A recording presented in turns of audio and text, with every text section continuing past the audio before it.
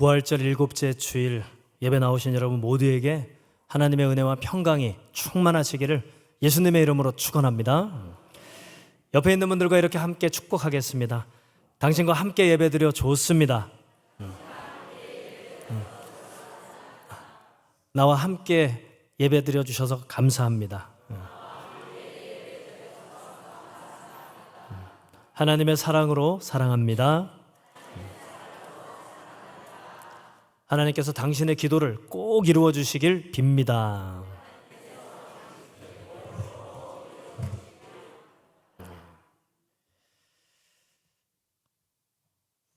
증언할 사람이라는 제목으로 오늘 말씀을 함께 나누겠습니다.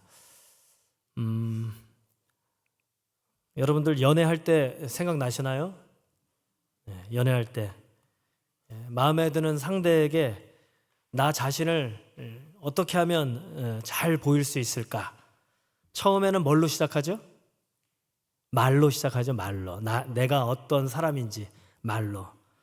그런데 제 남자 입장에서 여성을 생각해 보면 저도 이제 연애를 몇 번 해봤는데 아무리 말로 해도 잘 안 넘어오더라고요. 그나마 넘어온 분이 제 아내예요. 아무리 말로 해도 안 넘어와요. 정말로 제가 마음에 들 수 있도록 마음이 돌아서는 것은 말이 아니라 삶이더라고요. 삶. 어떠한 삶을 보여주는가. 이런 상황에서는 이런 모습으로, 저런 상황에서는 저런 모습으로 마음에 들 때 마음이 바뀌더라고요. 그렇죠? 그런 의미에서 과연 우리 모두 나라는 존재는 어떻게 사람들이 볼까? 어떻게 나를 사람들이 인식할까? 그것은 우리가 살아온 방법, 우리가 살아온 여정인 길, 이것으로 우리를 바라보는 거죠. 가까운 가족들, 좀 더 멀지만 가까운 친구나 친지들, 그리고 내 주변에 있는 사람들은 나를 말이 아니라 삶의 방식, 삶의 길을 보고 나를 인식하는 거죠. 미국의 가수이자 영화배우였던 프랭크 시나트라, 이분의 여러 영화도 제가 본 것 같고 그중에 가장 유명한 노래는 마이웨이 같아요. 우리의 삶의 방식, 나의 삶의 방식, 나의 삶의 길, 이것을 아주 멋들어지게 표현했었는데요. 그 가사를 앞부분과 마지막 부분을 제가 편집해서 한번 띄웠습니다. 우리 한 줄씩 나를 대입해서 한번 읽어볼까요? 시작. 이제 끝이 다가왔네.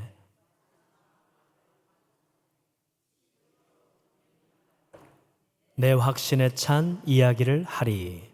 충만한 삶을 살았네. 모든 길을 다 걸었네. 그 이상 훨씬 더 많은 길을 내 방식대로 걸어왔네. 지난 세월이 보여져 왔듯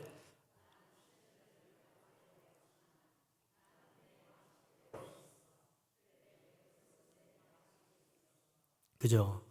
And now 이렇게 시작하잖아요, 그죠? 그 마지막에 And did it my way 이렇게, 그죠? 그리고 이제 마지막에 Yes, it was my way 이렇게 끝나죠? 예. 지금까지 길건 짧건 우리가 살아온 삶의 방식이 있었어요. 우리가 걸어온 길이 있었죠.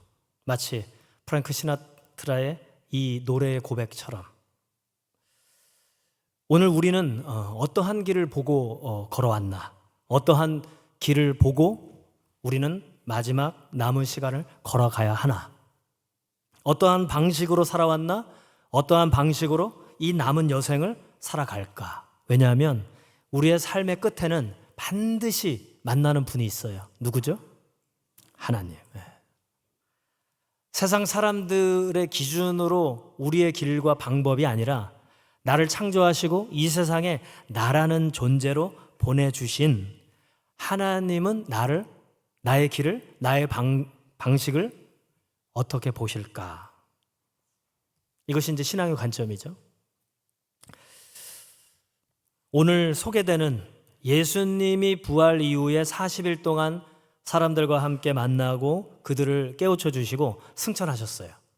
그리고 승천 이후에 이제 그들은 예수님의 말씀처럼 기도하러 이제 몰려들어요. 그 장면이 오늘 12절, 13절, 14절.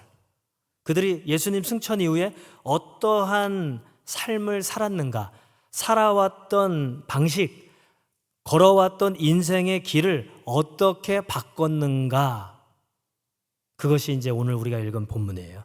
우리 12절부터 14절, 이제 그들의 새로운 이야기의 시작을 한번 확인해 볼까요? 시작.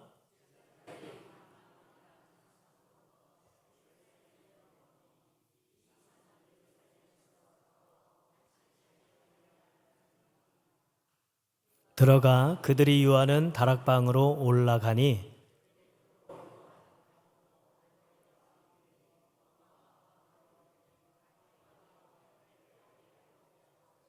셀로딘 시몬, 야고보의 아들 유다가 다 거기 있어 여자들과 예수의 어머니 마리아와 예수의 아우들과 더불어 마음을 같이하여 오로지 기도에 힘써더라.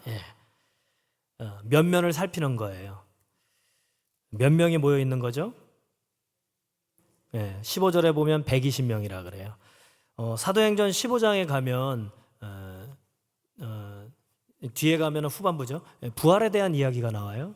고린도전서 15장이죠. 거기에는 500명 정도가 부활하신 주님을 만났다고 고백하고 있어요. 그런데 부활 승천 이후에 몇 명이 남았다고요? 15절을 한번 다시 한번 띄워주실래요? 15절 읽어볼까요? 시작.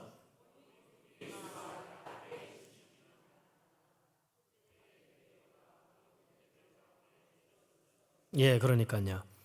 500명이 넘게 부활하신 예수님을 만났음에도 불구하고 마지막에 남아서 기도하고 새로운 인생을 새로운 방법과 새로운 길로 걸어가려고 모였던 기도하는 사람들은 120명이 남았다는 거예요.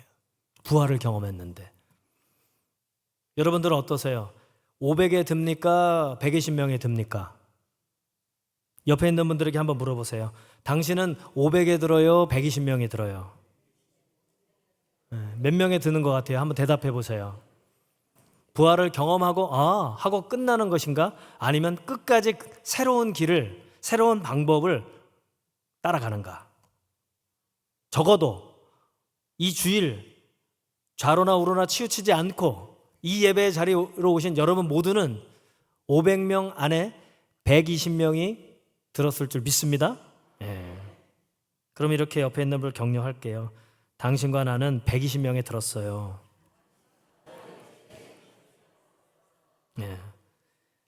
그들이 모여서 기도하면서 그들의 존재가 변화되기 시작했어요. 여러분, 있다와 되다라는 말이 있어요. 한번 띄워주실래요? 있다. 있다는 존재예요. 존재론적인 거예요. 한번 들어보세요. 있다는 존재론적인 거고 되다는 생성론인데 무슨 얘기냐면 이거예요. 있다. 이만하면 됐다. 이제 내가 여기서 즐거움과 평안함을 누리면 됐다. 누리고 있다. 그것을 위해서 추구하는 삶인 거죠. 그러나 되다는 나는 아직 더 나은 의미와 더 나은 보람을 위해서 나는 좀 더 성장하고 성숙해야 돼. 나는 변화가 되어야 돼. 라는 입장인 거죠. 그러니까 변화가 없어도 된다라는 있다와 그래도 변화해야지 라고 하는 되다의 입장인 거죠. 여러분들은 요즘 어떻게 사세요? 있다에 사세요? 되다에 사세요? 되다. 좋습니다. 그러니까 500명은 있다였다가 그 중에 120명이 되다에 속한 사람들인 거예요. 내가 여기에서 멈추면 안 되겠는데 부활하신 주님 만나고 이제 나는 새로운 방식으로 하나님의 예수님이 걸어가신 그 길로 내가 따라가야 되겠는데 하는 변화. 인류의 역사는 있다가 바꿨어요? 되다가 바꿨어요? 되다가 바꿨어요. 되다가. 나의 인생은 이만하면 됐다 하는 있다에 머무르지 않고 되다. 계속해서 변하는 거죠. 죽을 때까지. 아니 죽어서도 변하죠. 저와 여러분 모두가 있다에 머물러 있지 않고 되다. 늘 변화하는 새로움을 감사와 감탄과 감격 가운데 살아가시는 증인들이 되시기를 예수님의 이름으로 축원합니다. 이 120명이 그랬다는 거예요. 이 120명 덕분에 인류의 역사가 바뀌고 부활과 영원한 생명의 길이 2000년이 흐른 우리에게까지 전해질 수 있었다는 거죠. 어린이 주일로서 자녀의 소중함을 생각하는, 어버이 주일로서 부모의 소중함을 생각하는 그날이 지나고, 지난 금요일은 어떤 날이에요? 스승의 날. 단순히 이것은 교육을 하는 분들만의 이야기가 아니라 우리 믿는 사람들의 이야기라고 저는 할 수 있습니다. 과연 우리는 이 하나님의 방법, 하나님의 길을 얼마나 자녀들에게 가르쳐 주었는가? 믿지 않는 이웃들과 친구들에게 얼마나 안내해 주었는가? 신앙의 스승이 되었는가? 이것을 한번 생각해 봤으면 좋겠어요. 그러려면 이따에 머물러 있지 않고 되다 계속해서 새로운 하나님의 경험을 하는 그런 변화무쌍한 삶을 걸어갈 때, 그러한 방식을 쫓아갈 때 우리에게 그 일이 하나님께서 일으켜 주실 줄 믿습니다. 자, 이어지는 말씀인데요. 우리 15절 먼저 한번 읽어볼까요? 15절 아까 읽었죠? 20절부터 22절까지예요. 자, 이제 새로운 변화가 일어나는 거예요. 유다의 공석을 채워야 된다. 이것은 베드로의 아이디어가 아니고 그 초대교회 처음 모였던 공동체의 아이디어는 하나님의 말씀을 따라갔다는 거예요. 확인해 볼까요? 읽어볼게요. 20절부터 시작.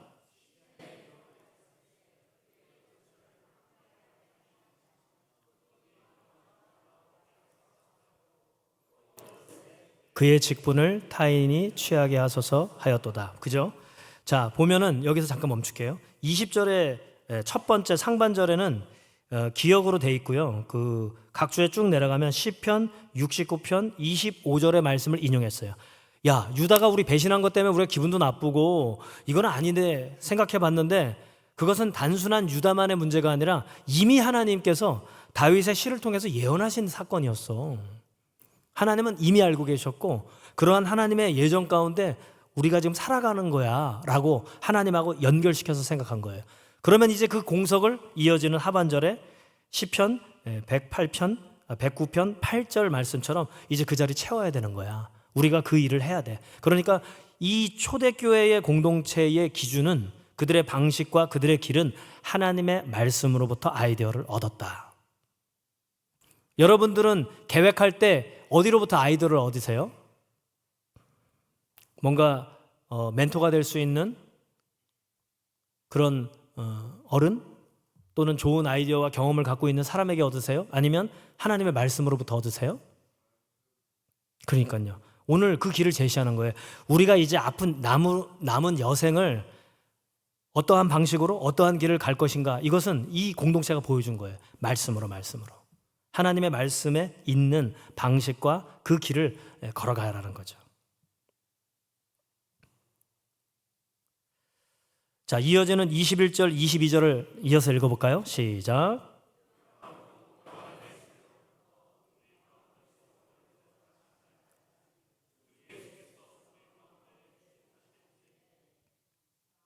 항상 우리와 함께 다니던 사람 중에 하나를 세워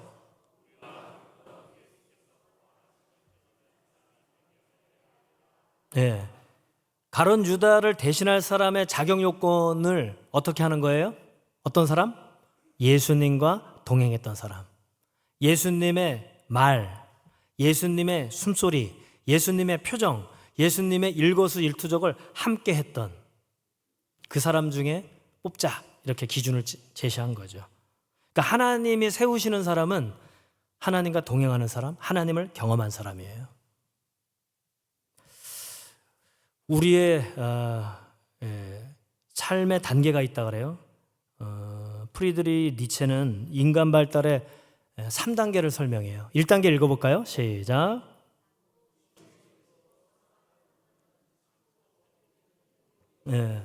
예전에도 한번 소개한 적 있죠.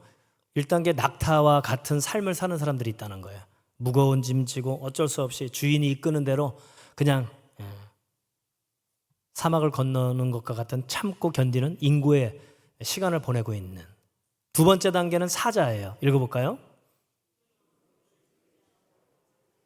아주 능동적인 존재죠. 자기가 주도하는 사람들. 그런데 가장 세 번째 단계를 어린아이라고 표현해요. 읽어볼까요? 네, 순진무구한. 우리는 어린아이와 같은 존재라고 한다면 제일 낮은 단계라고 생각하는데 니체는 그렇게 얘기하지 않았던 거예요. 이 니체의 말을 빌어서 얘기해 보면 여러분 낙타와 같이 어쩔 수 없이 살아갑니까? 아니면 사자처럼 능동적으로 자기주도형으로 살아갑니까? 세상 사람들은 둘 중에 하나라고 얘기해요. 끌려가든지 끌고 가든지, 팔로워가 되든지 리더가 되든지. 그래서 엄청나게 교육시키잖아요. 막. 이 낙타처럼 살지 않고 사자처럼 키우려고 어마어마한 금액을 들여서 시간을 들여서 학원도 보내고 공부도 시키고 또 외국도 갔다 오게 하고. 그런데 세상 사람들이 아무리 가야 결국에는 사자처럼 자기주도형이 될 수밖에 없다는 거죠. 그러나 우리가 그런 세상적인 트렌드와 유행과 방식과 그 길이 아니라 하나님 앞에 어린 아이와 같이 선다면 하나님께서는 우리에게 변화무쌍하시고 예측 불허한 새로운 삶을 살게 도와주신다는 거예요.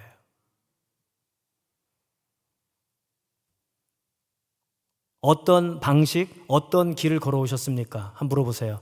낙타입니까? 사자입니까? 어린아이입니까? 한번 물어보세요. 조심스럽게. 지금까지 낙타처럼 걸어오셨어요? 아니면 사자처럼 걸어오셨어요? 어린아이처럼 걸어오셨어요? 이 초대교회 공동체는 처음에 제자들 잘 아시잖아요. 예수님이 왕이 될 줄 알았어요.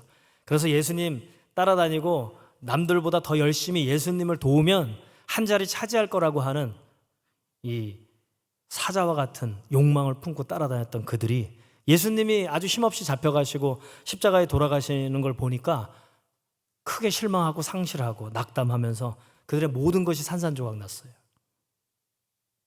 그런데 부활하신 주님이 그들을 친절하게 설명하시면서 그들이 살아온 방식, 살아온 길을 이제 새롭게 어린아이와 같이 순진무구하게 새롭게 만들어 주셨어요. 여러분, 우리의 경험으로, 우리의 지식으로 하나님을 따라가기란 어렵습니다. 왜냐하면 엇나갈 때가 너무나도 많거든요.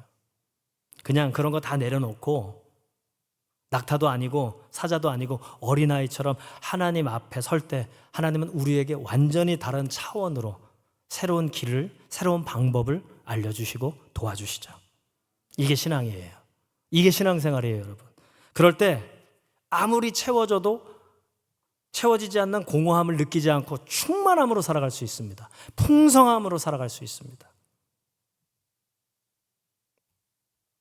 그 이야기를 오늘 이 초대교회 공동체가 우리에게 길을, 방법을 제시하고 있어요. 자, 이어지는 마지막 23절부터 26절 말씀을 한 번 더 읽어볼까요? 시작.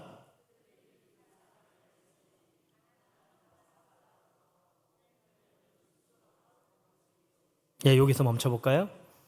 자, 두 후보를 뽑았어요. 예수님하고 동행했던 사람. 세례 받으실 때부터 부활 승천하실 때까지. 그 중에 뽑아보니까 두 사람이 딱 있는 거예요. 첫 번째 사람은 누구예요? 요셉인데 두 가지 이름이 더 있어요. 바사바라고도 하고 유스도라고 하는. 유스도는 외국 이름입니다, 여러분. 그러니까 이 사람은 교포 출신일 수도 있어요. 그리고 외국 경험이 있는 사람이에요. 부유한 사람이에요. 명망을 받는 사람이에요. 명망 있는 사람. 스펙으로 하면, 세상적 기준으로 하면 마띠아보다는 요셉이 더 뛰어난 사람이에요. 그런데 하나님께서는 누굴 선택해 하셔요? 그들의 기도를 한번 보세요. 자, 우리 24절부터 25절이 기도예요. 그들이 두 사람을 세워놓고 이렇게 기도하는 거예요. 자, 어떻게 기도했는지 확인해 볼까요? 시작.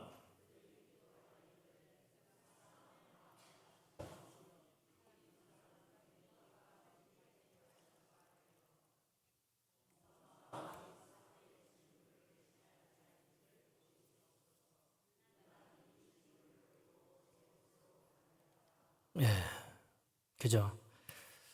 저는 이 말씀대로 우리 교회의 직분자들을 뽑았으면 참 좋겠어요. 일정한 기준을 하는 거죠. 어떤 예배에 또 봉사에 또 어떠한 삶을 사는지 대략적인 기준으로 세워서 그 후보자들이 예를 들면 이제 장로 피택장 이제 장로를 피택한다고 하면 만약에 두 분을 우리는 뽑기를 원합니다 하고 정해놓고 후보를 쭉 기준 일정한 기준으로 하면 예를 들어서 5분이 나왔어요. 그러면 5분을 놓고 투표하는 게 아니라 오늘 말씀대로 하면 뭐 하는 거예요? 기도하고 제비 뽑는 거예요. 만약에 탁구공을 5개 놓고 2개에다가 표시를 해놓고 자 5분 나오세요. 우리 같이 기도했으니까 하나님이 선택하십니다 하고 하나씩 뽑으세요 하면 5분 중에 2분이 제비 뽑기로 되는, 이게 성경적인 방법이죠. 그죠? 근데 이렇게 하지 않고 투표를 하니까 어때요? 상처받아요. 인간적인 방법이 동원되기도 해요. 그런데 초대교회는 철저하게 하나님께 기도하고 그 후보자를 정해서 둘 중에 한 명 하나님이 선택해 주십시오 하고 제비를 뽑았어요. 하나님의 방식으로 하나님의 길을, 예수님의 길을 따라간 거죠. 그런데 하나님은 우리가 아는 대로 스펙이 좋은 요셉이 아니라 전혀 설명이 없는 마띠아를 뽑으셨어요. 그리고 그 예루살렘 교회의 쓰임에 맞게 마띠아를 쓰셨어요. 그런데 생각해 보세요. 이 요셉은요, 외국 경험이 있는 사람이에요. 이 사람이 나중에 어떤 일을 했는지 아시죠? 시리아 안디옥 교회의 초대 목회자로 세워요. 그리고 바울을 동역자로 영입해서 그 교회를 세우고 처음으로 전도 여행을 갑니다. 이제 이 복음의 역사가 예루살렘과 사마리아와 이스라엘을 넘어서, 그죠? 시리아 안디옥에서 땅끝까지 가는 그 일을 맡게 쓰세요. 하나님은 거기에 맞춰서 쓰시는 거예요. 누가 좋다 나쁘다가 아니에요.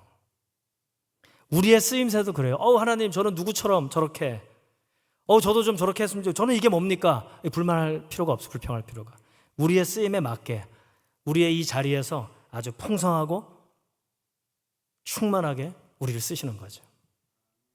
그게 하나님이 제시하신 방법과 길이 된다면 우리는 열등감이 아니라, 우월감이 아니라 행복감으로, 감사함으로 우리의 인생을 아주 즐겁게 보낼 수 있는 거죠.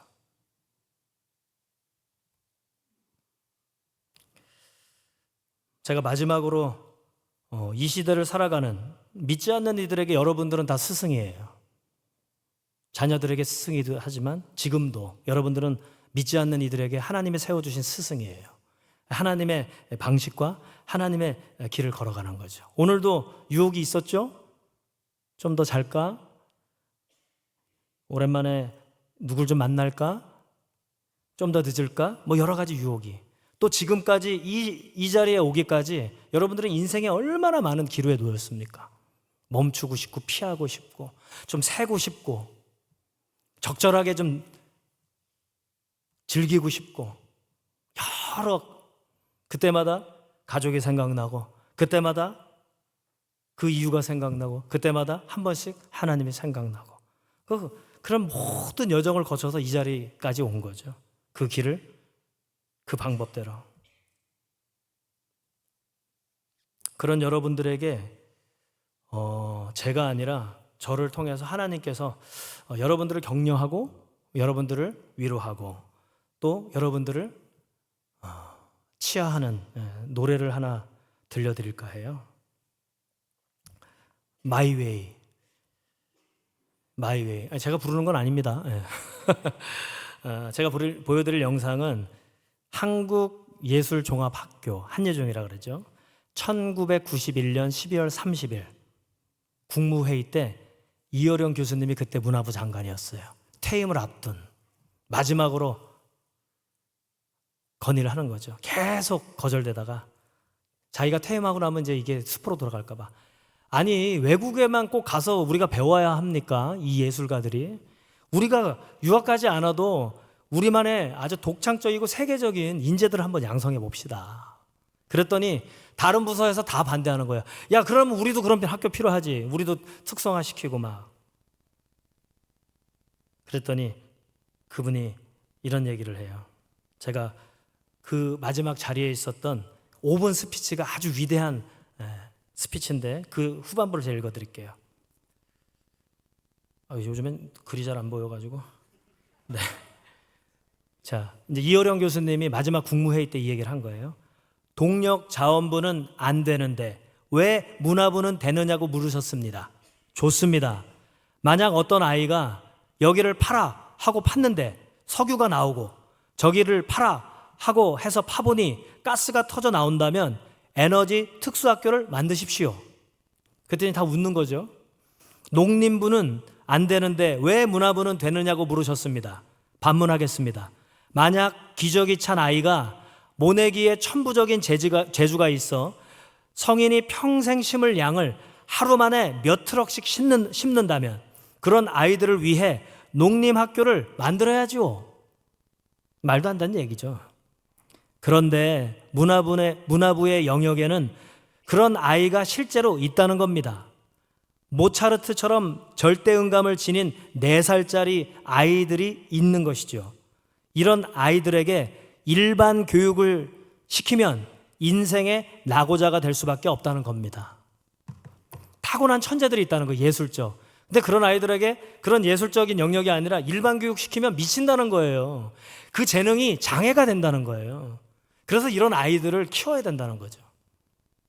5분 동안의 이 설득이 통과가 되어서 기적처럼 한국예술종합학교가 91년도 12월 30일에 통과되어서 93년도에 개교를 했어요. 그때 아무것도 없잖아요. 근데 여러 예술계의 교수님들이 그 일에 뛰어들었어요. 자신들이 이뤄놓은 업적, 그 다음에 누릴 수 있는 기득권을 내려놓고 아무것도 없는 한국예술종합학교에 뛰어들었어요. 그 중에 한 분이 서울대학교 음대에서 바이올린을 가르치던 김남윤 교수님이에요.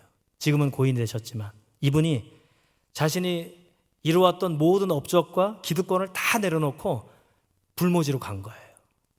그래서 제자들을 양육하고 열심히 열정적으로 키워낸 거죠.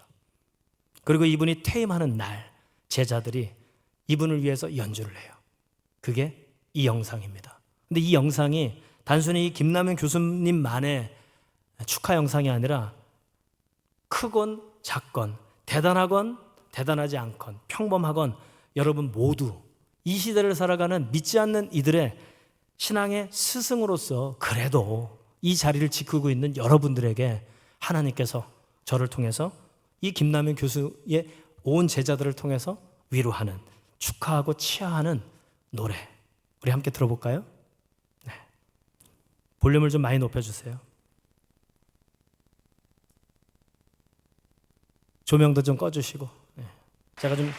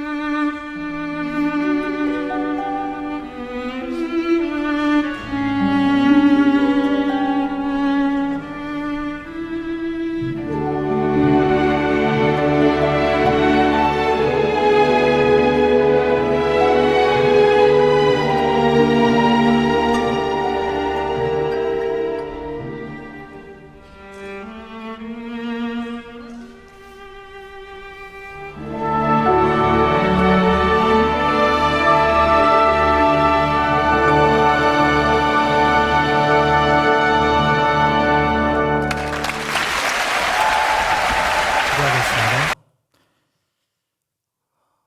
과학이 발달하고 의학이 발달하고 문명이 발전하며 하나님 없이도 살아갈 수 있는 세상이라고 사람들은 말합니다.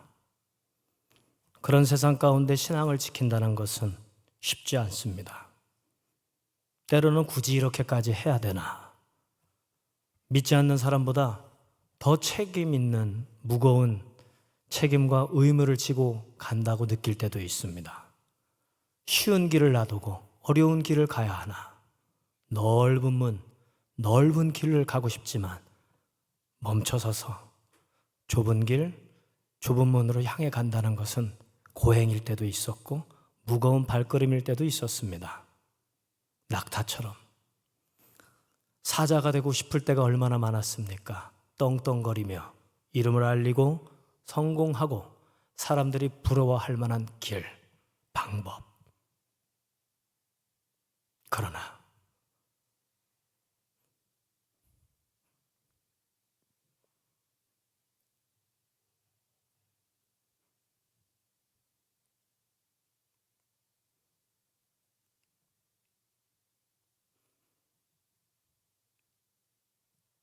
그러한 길, 그러한 방법을 쫓지 않고 하나님의 길로, 하나님의 방법으로 2000년 동안 그 길, 그 방법을 저희들이 쫓고자 부족하고 연약하지만 완전하진 않지만 그래도 이 시간, 이 자리에 서 있습니다.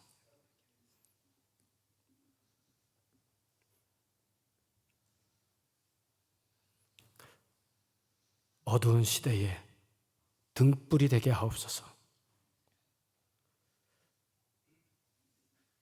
여러 길을 두고 방황하는 이들에게 참된 길, 참된 방법을 삶으로 가르치는 신앙의 스승들이 되게 하여 주옵소서.